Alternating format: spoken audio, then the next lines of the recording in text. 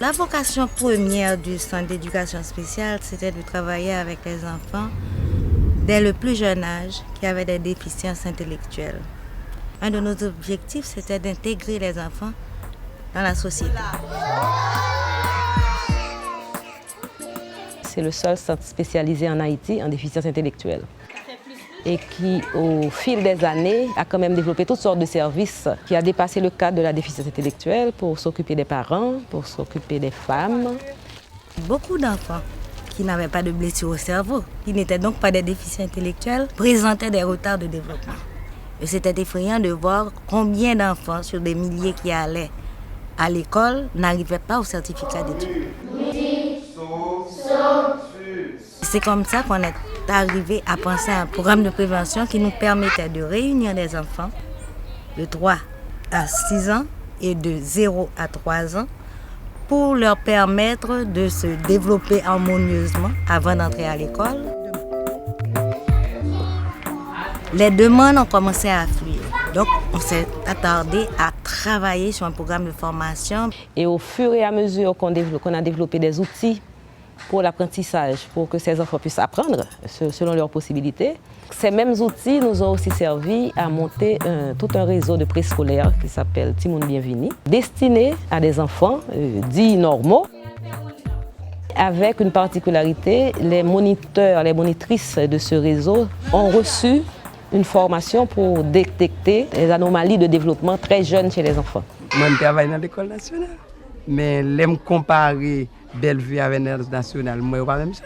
On arrive à faire les gens travailler ensemble, réunir les moniteurs d'une même région ensemble, il y a des échanges, l'un apprend à l'autre.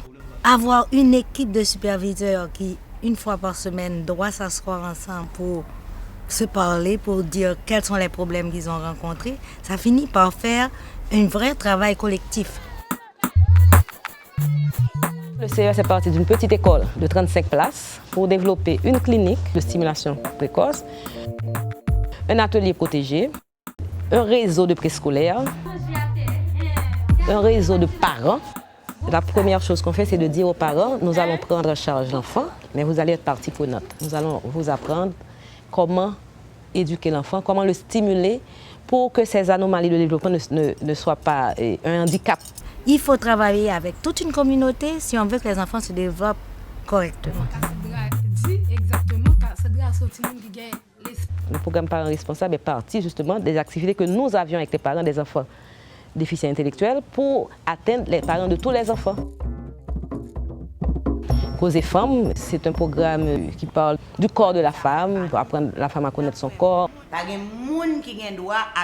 Ça a aussi servi au planning familial. Ça n'a l'air de rien, mais c'était important que les femmes comprennent le cycle de leur corps. Et dans le même temps, nous avons remarqué qu'il y avait beaucoup de parents analphabètes et qui étaient très intéressés à aider leurs enfants. Donc il y a eu pendant plusieurs années de l'alphabétisation pour les parents. La réhabilitation communautaire, c'est le dernier service qui a été développé. Nous apprenons aux parents à devenir des moniteurs dans leur communauté, en leur donnant une formation, en leur donnant un grand encadrement et en leur donnant du matériel. La plus grande force du programme du CES, c'est d'avoir pu s'adapter aux besoins avec les possibilités qu'on avait aussi, l'environnement qu'on avait aussi. Dès le départ, le CES a eu la chance d'avoir beaucoup de professionnels de haut niveau. Il y avait un seul neuropsychiatre en Haïti qui était à l'origine de l'existence de cette petite école, Dr Le Grand Bijou. On a eu pas mal de psychiatres qui sont passés. Depuis des années, on a un neurochirurgien qui vient régulièrement 2 ou 3 fois par semaine. Il y avait une seule orthophoniste en Haïti, elle a travaillé chez nous. On a eu les meilleurs psychologues qui sont passés, ou bien pour faire de la formation, ou bien pour nous rendre service. Mais avec le temps, beaucoup de nos professionnels sont partis, ou bien sont à la retraite. C'était des gens qui travaillaient, on va dire, qui donnaient leur temps, qui avaient un petit salaire, mais il y avait beaucoup de bénévolat dans ce qu'ils faisaient. Et nous nous sommes rendus compte que nous ne pouvons plus demander aux jeunes qui commencent dans la vie, aux jeunes qui sont aussi compétents que les autres, de faire du bénévolat. Nous devons être beaucoup plus performants et nous devons avoir vraiment des salaires à la hauteur des professionnels qui veulent travailler avec nous, à la hauteur de tous les services que nous voulons donner. Nous avons quand même des organismes qui nous financent depuis le début, mais le coût de la vie augmente et le financement que nous recevons n'arrive jamais à rattraper le coût de la vie.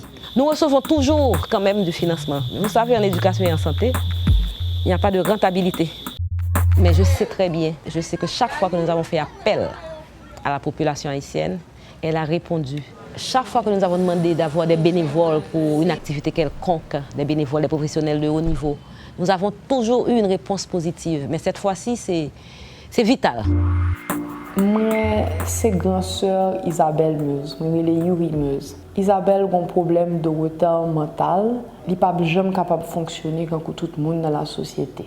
Moi, je pense que ça a joué un rôle vital et moteur dans la stabilité psychologique qui vient avec l'inclusion de Isabelle dans la vie.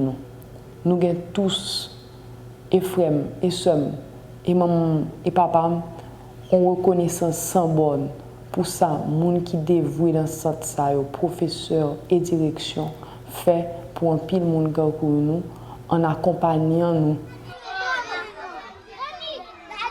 Donc pour tout le monde qui contribue à ce projet, pour tout le monde qui décide de bailler vie, tout le monde qui décide de bailler temps, tout le monde qui décide de faire partie du centre d'éducation spéciale, mais où était chapeau. Nous-mêmes qui avons coûté, nous-mêmes qui avons possibilité peut-être, même un geste, même un sourire, même un bon mot, fait parce que nous avons aidé la société et puis nous avons aidé la tête. Si on pouvait arriver à avoir une formation unique qui est un programme national, une vision de l'enfant haïtien, une vision unique de l'enfant haïtien. Qu'est-ce qu'on veut? Quel citoyen qu'on veut faire de nos petits-enfants à l'avenir?